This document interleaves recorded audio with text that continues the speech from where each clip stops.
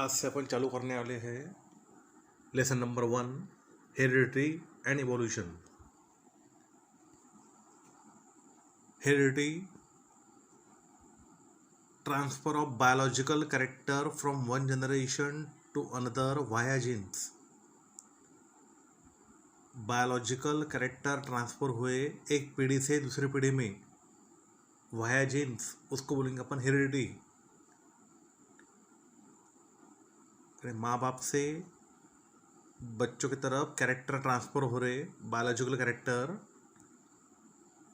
Via jeans, उसको बोलेंगे अपन heredity. पिछले साल अपन ने सबने पढ़ा है मेंडल के प्रिंसिपल, मेंडल के ratio. John Gregor Mendel is the pioneer of modern genetics. John Gregor Mendel is the pioneer of modern genetics. And genetics के बारे में सबसे पहली बार बताने वाला मेंडल साइंटिस्ट है। Around the period of 1886, it took a long time for him to understand the conclusion of his research about heredity. वो time पे जो कंक्लूजन था हेरिडिटी का, वो जल्दी से समझ में नहीं आया। Around the period of 1886। क्या बोला है, ध्यान में रखो एक बार। सबसे बड़ा डेफिनेशन हेरिडिटी की, transfer of character from one generation to another via genes is called as heredity. John Gregor Mendel is the pioneer of modern genetics. Around the period of 1886, it took a long time for him to understand the conclusion of his research about heredity. In 1901, the reason behind the sudden changes were understood due to the mutational theory of Hugo de Rice. 1901 में जो sudden changes होते हैं jeans के अंदर, वो समझ में आया है due to mutational theory of Hugo de Vries. Mutation means sudden and permanent change in the gene composition. In 1901, the reason behind the sudden changes, जो सडन चेंजेस होते हैं उसका reason were understood due to the mutational theory of Hugo de Vries. जो म्यूटेशनल थ्योरी दी थी Hugo de rice ने, उसके कारण सडन चेंजेस अपने को मालूम हो गए कि किसके कारण होते हैं। Meanwhile in 1902, Watson and Sutton observe the paired chromosome in the cells of grasshopper. Until then it was not known to anyone. सबसे पहली बार 1902 में वॉल्टर एंड सूटन ने ऑब्जर्व किए थे कि ग्रास हॉपर के सेल में क्रोमोसोम की पेयरिंग रहती है। उसके पहले किसको भी मालूम नहीं था। Watson and Sutton observe the paired chromosome in the cells of grasshopper. Until then, it was not known to anyone. Research started in the direction of finding the nature of genetic material when it was proved that genes are carried via chromosome. अब research start हो गया था कई के बारे में, to finding the nature of genetic material. जो genetic material रहता है, जो ट्रांसफर होता है वन जनरेशन टू अनदर, उसका नेचर कैसे रहेगा।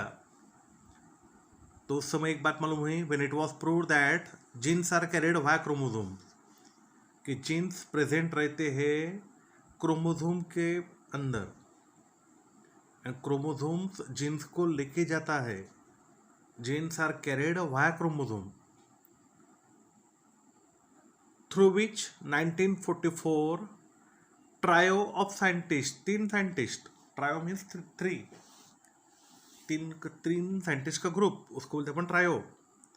Through which 1944 trio of scientist, Oswald Avery, Maclyn McCarty and Colin MacLeod prove that except viruses, all living organisms have DNA as genetic material.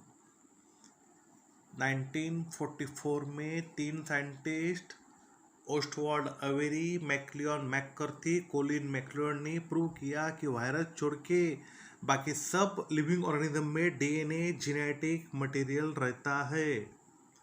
Deoxyribose nucleic acid, through which 1944 trio of scientists Ostwald Avery, MacLeod McCarthy, Colin MacLeod proved that except viruses, all living organisms have DNA as genetic material. इस सब scientist के नाम और उन्होंने कौन से साल में प्रयोग किया है, ईयर, वो पूरा आपको ध्यान में रखने का है. सबसे पहले आया Mendel, pioneer of modern genetics. बाद में कंक्लूजन पे नहीं पहुंचे. Around the period of 1886 it took a long time for him to understand the conclusion of his research about heredity. बाद में मेंडल के बाद में साइंटिस्ट है Hugo de Vries. 1901 Hugo de Vries के कारण मालूम हुआ कि sudden changes were understood due to the mutational theory. उसके बाद में थर्ड नंबर पे आ रहे साइंटिस्ट वॉल्टर एंड सूटन. 1902 उन्होंने क्या ऑब्जर्व किया, pair of chromosome in the cells of grasshopper. उसके पहले किसी को भी मालूम नहीं था. बाद में रिसर्च चालू हो गया for finding the nature of genetic material. उस समय ये बात मालूम हुई when it was prove that genes are carried via chromosomes, कि जीन्स को कैरी करता है क्रोमोसोम. बाद में 1944 ये आ गया अपना फोर्थ नंबर का साइंटिस्ट. जो पहले कौन देखा था, पहले मेंडल, बाद में हुगो डी राइस, बाद में वॉल्टर एंड सूटन, बाद में अब ये ट्राई ऑफ साइंटिस्ट आ गए 1944 में. Oswald Avery, Maclyn McCarty, Colin MacLeod. उन्होंने प्रूव किया कि वायरस छोड़ के बाकी सब लिविंग ऑर्गेनिज्म में DNA as a genetic material रहता है. बाद में ये फिफ्थ नंबर का साइंटिस्ट अब यहाँ पे आ रहे हैं 1961. The French geneticist Francois Jacob and Jacques Monod propose a model for the process of protein synthesis with the help of DNA in bacterial cell. क्या बोला है बराबर देख लो. 1961 French geneticist Francois Jacob, Jack मोनाद, उन्होंने प्रपोज किया model for the process of protein synthesis. A model for the process of protein synthesis with the help of DNA in bacterial cells. It helped to uncover the genetic code hidden in DNA. उसके कारण क्या help हुई अपने को, to uncover the genetic codes. जो DNA के अंदर genetic code रहते हैं, जो जेनेटिक लैंग्वेज रहती है, जो जीन की लैंग्वेज रहती है, उसको अनकवर करने में मदद हुई. It help to uncover the genetic codes hidden in DNA. उसके कारण रिकॉम्बिनेंट डीएनए टेक्नोलॉजी, ये टेक्निक इमर्ज हुई और उसका वास्ट स्कोप है in the field of genetic engineering. Thereby, the technique of recombinant DNA technology emerged, which has the vast scope in the field of genetic engineering. ये पांचों अलग अलग साल में अलग अलग चेंजेस हुए हैं. वो अपना क्वेश्चन नंबर सेवंथ ए का आंसर है how are the heredity changes responsible for evolution. ये पूरा क्वेश्चन बराबर लर्न करना, बाद में ही लिखना। The science of heredity is useful for diagnosis, treatment and prevention of hereditary disorder, production of hybrid varieties of animal and plant, and in industrial processes in which the microbes are used. जो science of heredity is useful for diagnosis, मालूम करना, treatment and prevention of hereditary disorder, production of hybrid varieties, दो अलग अलग varieties को mix करना, उसको बोलते हैं अपन hybrid varieties of animals and plant, and in industrial processes in which microbe is use. ये उसका इम्पोर्टेंस है। एक बार फिर से, the science of heredity is useful for diagnosis, treatment and prevention of hereditary disorder, production of hybrid varieties of animals and plant, and in industrial processes in which the microbes are used. Next topic, transcription, translation and translocation. ये topic चालू करने के पहले एक बार अपन structure of DNA समझ लेंगे। अब Watson and Crick ने जो प्रपोज किया है स्ट्रक्चर ऑफ डीएनए, वो अपने टेक्स्ट बुक में नहीं दिया है। तो ये डायग्राम जो आपको बता रहा हूँ वो ध्यान में रखना, और जो मैं बोल रहा हूँ उन नोट्स में लिख लेना। In 1953 James Watson and Francis Crick propose the structure of DNA. 1953 में वैटसन एंड क्रिक ने प्रपोज किया है स्ट्रक्चर ऑफ डीएनए। अब डीएनए के बनता है 3 कंपोनेंट से। Which are the components of DNA molecule? There are 3 components of DNA molecule. पहला sugar, second phosphate group, third nitrogen bases. पहला शुगर, जो शुगर रहती है डीएनए में वो रहती है डिऑक्सी राइबो शुगर।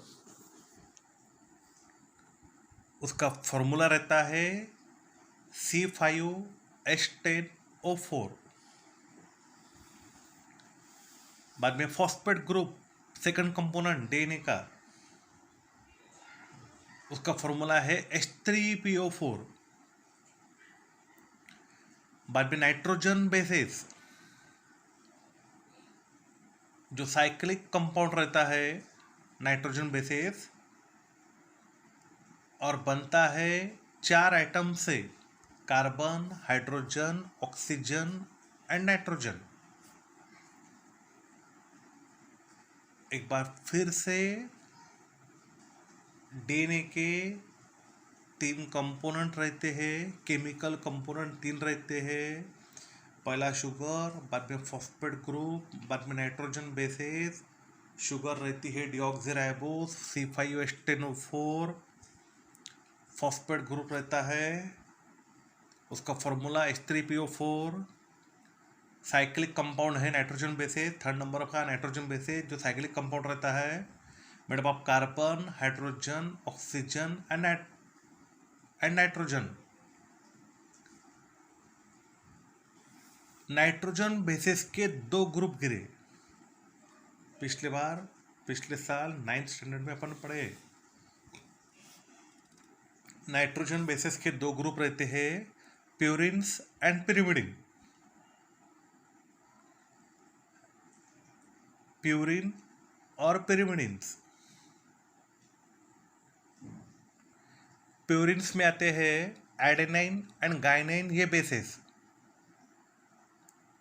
और पिरिमिडिन में आते हैं cytosine and uracil.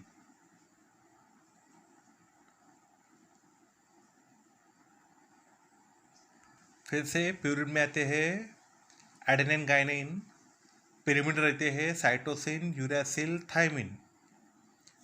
Uracil is absent in DNA and present in RNA, while thymine is absent in RNA but present in DNA.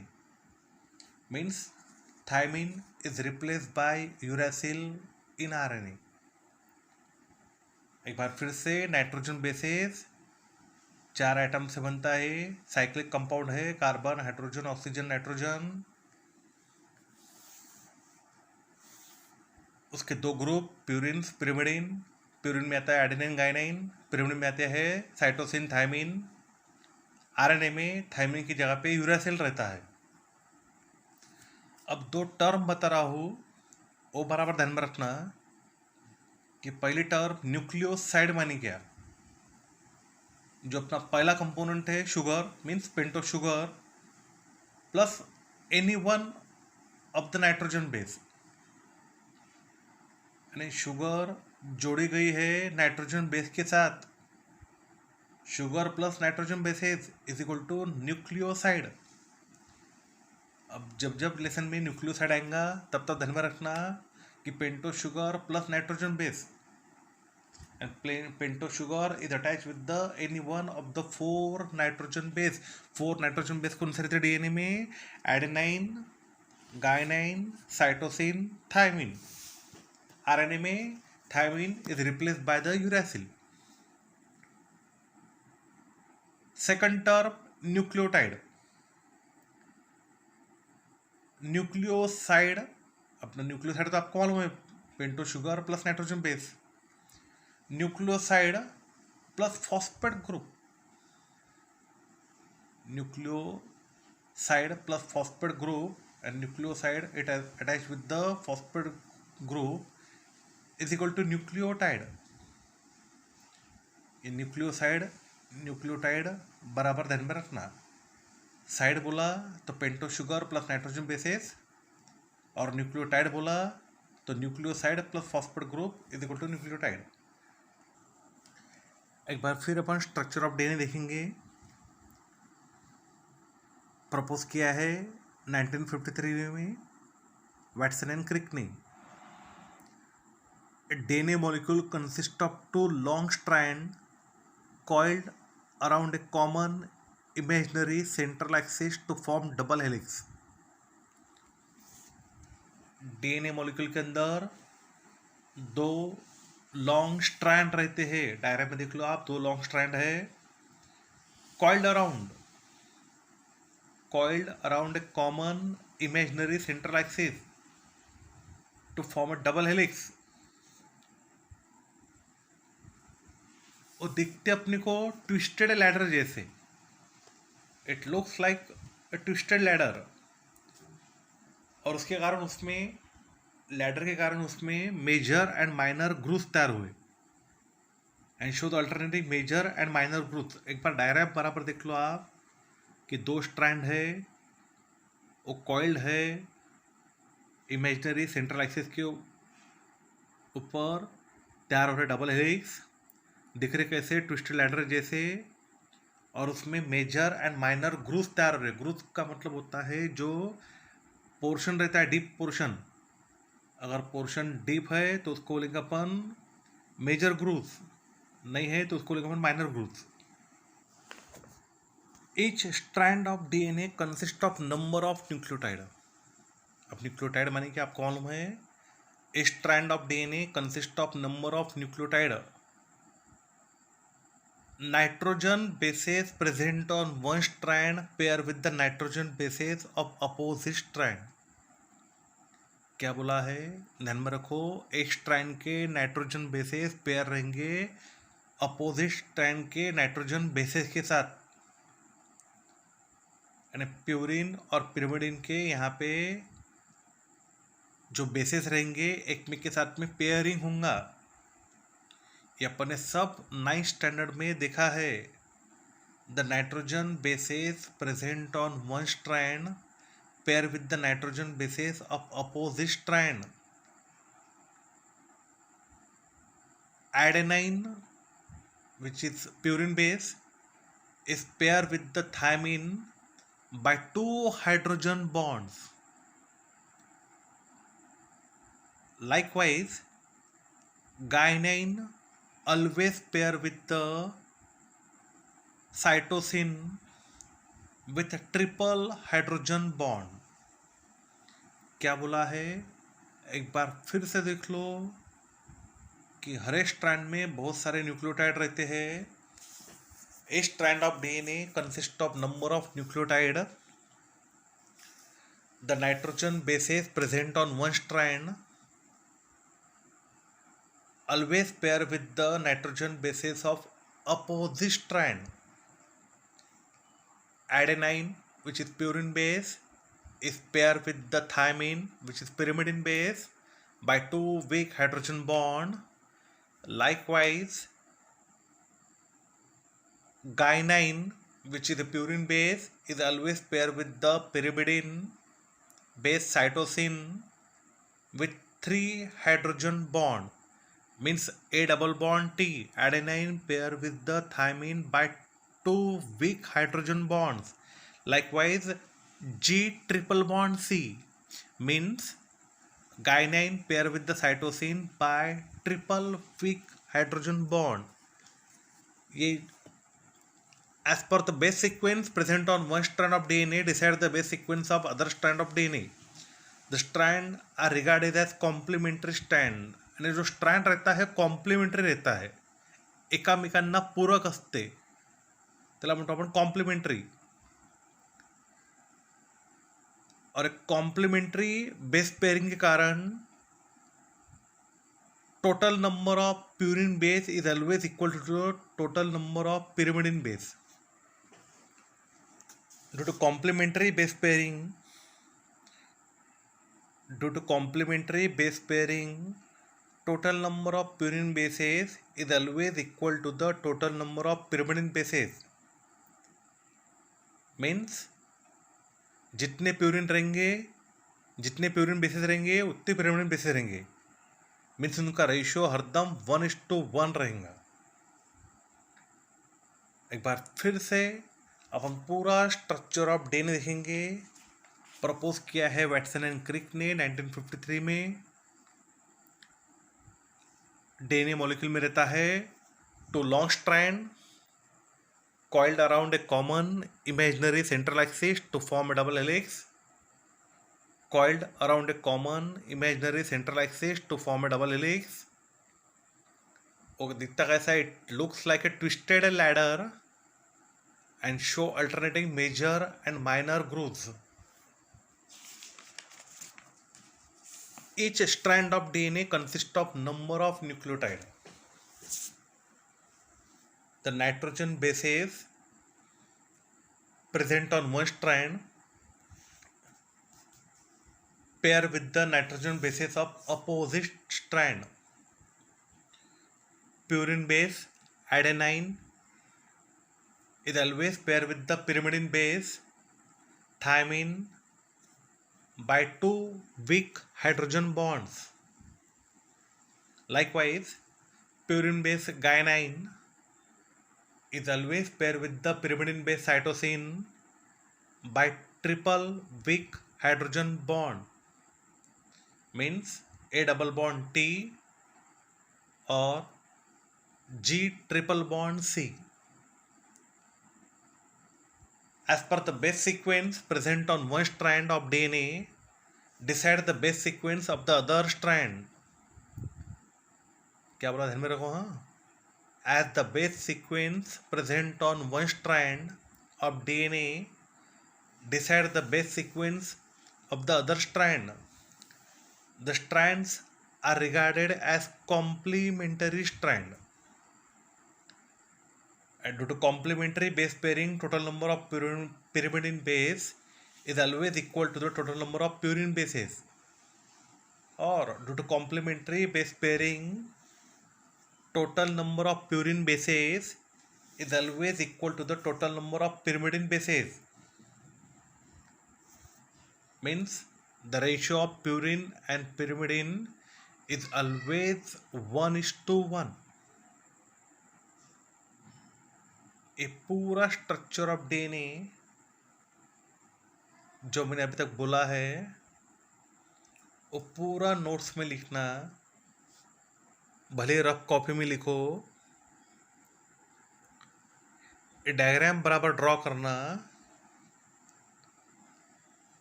Learn मत करना structure of DNA Watson and Crick model का, लेकिन इसको बराबर क्या पढ़े अपन ध्यान में रखो। ये तुमको आने वाले साल में 11th-12th में भी काम में आने वाला है। जो कुछ मैंने बोला है वो बराबर लिख के रखो, 2-3 बार पढ़ो, डायग्राम निकालो और बराबर समझ लो, यानी आने वाले टॉपिक जो है वो समझने में दिक्कत नहीं जाएंगी। Thank you.